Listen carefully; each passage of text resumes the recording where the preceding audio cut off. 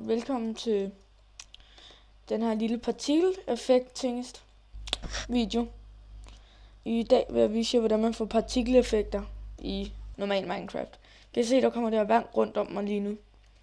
Det hele bliver kørt igennem den her redstone-cirkel, der bliver ved med at køre rundt, og kommer ind i den her lille bitte command-blok, der gør alt det her. Det her, det er commanden. Det her, det bare commanden, hvis man kan ændre det til alt muligt. For eksempel, der er det bare med vand. Man kan gøre det sådan her. Se, så kommer der redstone rundt om mig. Det er også meget fedt. Så man kan gøre det til alt muligt.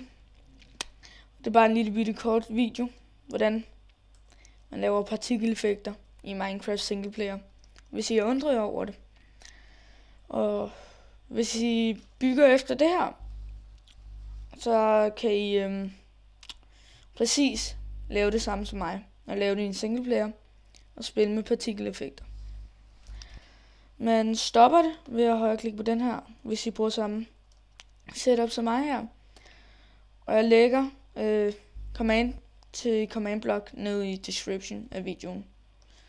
Jeg håber I har nydt videoen. Så ses vi næste video. Ses.